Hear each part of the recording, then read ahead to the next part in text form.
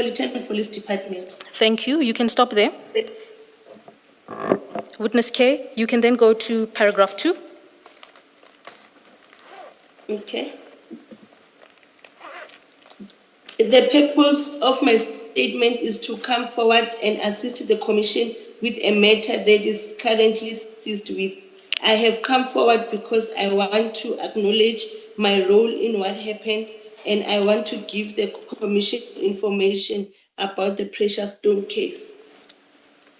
The next heading that appears there is Precious Stones case. You can continue at paragraph 3. Sometime in 2022, I met Mr. Julius Mkhwanazi. I had bumped into him on several occasions outside of the workplace. Mr. Mkhwanazi and I began dating later that year. Please continue to paragraph 4. During 2023, while Mr. Mkhwanazi was the director at the Ekurhuleni Metropolitan Police Department, he was suspended for reasons unknown to me at that time. From there on out, Mr. Mkhwanazi would regularly ask me to borrow him some money. His requests for financial assistance were very frequent, and despite promising to do so, he did not pay me back. As his girlfriend, I made plans to assist him with groceries, paying for his legal fees and his disciplinary case at work, and help him to pay school fees for his children. However, things got to a point where I was no longer able to assist him financially. I explained to him that I have children at home and my own responsibilities at home that I needed to take care of. Witness K, when you say in paragraph 4 that Mr. Mkhwanazi began asking you to borrow money, do you recall how soon after you started a relationship with him did the requests for financial assistance start?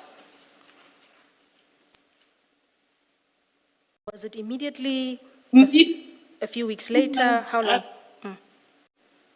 I think 2 months after the communication. All right. Yeah, I think 2 months after. Witness K, you can continue to paragraph 5, please.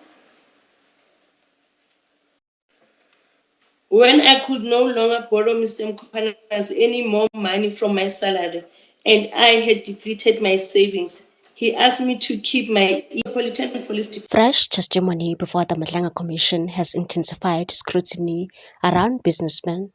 Dumelungu, with a senior forensic analyst from the Hawks, alleging that he was not acting as a police informant, but was instead actively involved in sophisticated drug trafficking network linked to the 2021 Eraton cocaine bust.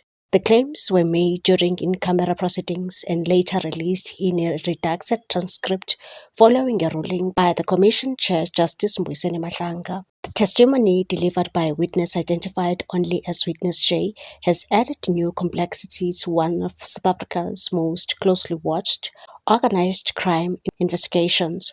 According to Witness J, a detailed forensic analysis of cell phone records, encrypted communications, and location data suggest that Ngu's movements were inconsistent with those of a covert police informant. Instead, the witness argued, points to a more direct operational role in the movement of illicit cargo between KwaZulu-Natal and Gauteng. Central to the allegations is a truck linked to 2021 Eraton cocaine seizure, which allegedly transported a large consignment of cocaine from Durban Harbour to a storage facility in Eraton, south of Johannesburg. Witness J told the Commission that the accused actions are not consistent with an informer profile, arguing that if Ngu had been acting in cooperation with law enforcement, the drugs would likely have been intercepted earlier in Durban rather than allowed to travel the full route to Gauteng.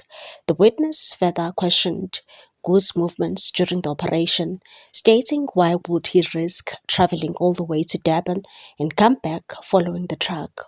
A remark presented as part of the broader analytical interpretation of the suspect's alleged involvement. The Commission also had claims that Ngu may have played a logistical role in facilitating the movement of shipping containers allegedly used to conceal narcotics. Witness J told the commission that the communications data pointed to repeated contact patterns consistent with coordination around container handling and transportation. And so during my analysis of Domelo's cell phone data, it indicates that Domelo is a facilitator for the containers that are used to conceal illegal drugs. He is involved in drug trafficking. The assertions, however, remain allegations presented within the Commission's investigative framework and have not yet been tested in court of law. Further testimony suggested that Ngu allegedly maintained close relationships with members of law enforcement, including Gauteng Traffic Police Chief Inspector Samuel Mashaba. The Commission has previously examined WhatsApp communications between the two men, with investigators questioning whether the relationship extended beyond professional interaction. Witness J alleged that Ngu had access to individuals within policing structures who may have assisted in the movement and retrieval of drugs linked to the broader trafficking operation. Mashaba's name has repeatedly surfaced during the proceedings, with commissioners probing possible overlaps between criminal networks and elements of law enforcement. The inquiry also turned to Ngu's financial footprint, with Witness J presenting claims regarding unexplained wealth, offshore-linked banking instruments, and property holdings allegedly structured through third parties. According to the testimony, investigators identified foreign bank cards allegedly connected to Ngu, as well as assets believed to be controlled indirectly through family members and corporate structures. One such asset was a property valued at approximately 2.9 million rand, which investigators suspect was effectively controlled by Ngu despite being registered in his mother's name. Commissioner Sesi Baloyi questioned how Ngu could sustain such a lifestyle alongside his declared business interest. Witness J responded that Ngu operated a legitimate Coca-Cola distribution business, but allegedly used it as a parallel structure alongside illicit activities. The allegations emerge against the backdrop of the 2021 Eritrean cocaine seizure, one of the largest drug interceptions in South Africa's recent history. In that operation, police confiscated more than 700 kilograms of cocaine, with an estimated street value of around 300 million rand, after tracking a shipment from Durban Harbour to a distribution point in Eritrea. Initially hailed as a major success for law enforcement, the case has since become the subject of growing controversy. The Commission has heard evidence suggesting that the crime scene may have been compromised, with allegations that cocaine valued at approximately 55 million rand later went missing under disputed circumstances. These claims have raised serious questions about internal control, evidence handling, and possible corruption within the investigative chain. Despite the seriousness of allegations, Dumelo Ngu has not yet testified before the Madlanga Commission. In response to the claims, his scheduled appearance was postponed following a reported family bereavement.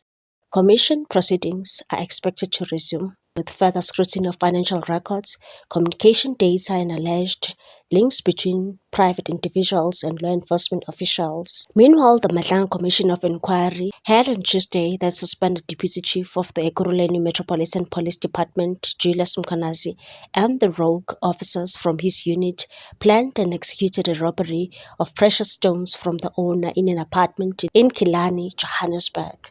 This was revealed by Witness K, an inspector from the Johannesburg Metropolitan Police Department's JMPD VIP unit. During her testimony to the Commission on Tuesday, she stated that she wanted to acknowledge her role in the wrongdoing in Ekurhuleni, especially with the robbery of precious stones case. Her testimony was heard partially in camera for safety reasons. Witness K stated that she was in a romantic relationship with Mkhwanazi from 2022, and problems started in 2023, where he was suspended from his post. Mkhwanazi began borrowing money from Witness K for groceries, legal fees, and his children's school fees, but never paid it back. When Witness K could no longer financially assist Mkhwanazi, he asked her to keep her ears to the ground about money. She told the Commission that she then remembered information previously received from an informant about illegal stones. Sugarlight stones in possession of someone at a block of flats in Killarney. She said, I then told Mr. Mkhwanazi about the informer and mentioned that the informer needed someone to get the stones for him from the owner. Mr. Mkhwanazi asked me to get in touch with the informer and he will assemble a team to follow the information received. The plan to get the precious stones, Sugarlight stones, was hatched on February 11, 2023 during a meeting at a restaurant in Reinhardt. In the meeting was Mkhwanazi, who introduced Witness K to MPD officers, Keisha Lee Stolz and Norman Mackenzie, who were dressed in uniform, and a civilian, Andy van der Walt. She stated that the officers started at Rosebank SAPS to do an occurrence book entry. They then went from EMPD and will be working in Johannesburg. She said that about an hour and a half after she arrived home, she received a call from Officer Stolz notifying Witness K that they were inside the apartment in Killarney and she wanted me to speak to the owner of the stones. And said while I was still on the line, Officer Stolz gave her phone to the owner of the stones.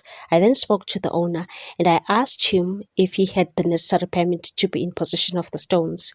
I knew from my discussions with the owner that he did not have the relevant permits for the stones. While I was still on the line with the owner, I then added another person to the call and said I no longer recall the name of the man who joined our call, but he used to work at the mines and he had knowledge about mining in stones. I joined him on the call because he had knowledge about the permits required to possess the stones. While we were on the call, the man spoke to the owner and asked him if he had the permits. The owner admitted that he didn't have permits to possess his precious stones. The EMPD officers obtained the stones, then Van der Walt negotiated the price for the exchange of stones, which was agreed at 110,000 rand, and said after receiving money, I went to meet Mr. Mkhwanazi at the car wash. He then phoned Officer Stolz to come to the car wash. We shared the money equally among the five of us. I gave them 88,000 rand for Mr. Mkhwanazi, Officer Stolz and Mackenzie, as well as Mr. van der Walt. I kept the 22,000 rand for myself. The Commission's evidence lead advocate Ofenza Mahlasedi read a part of the statement by the owner of the precious stones, where it was revealed that the stones were worth 14.9 million rand. Witness K said she felt used. What's your take on this one, people? Thanks for watching. Please subscribe for more news.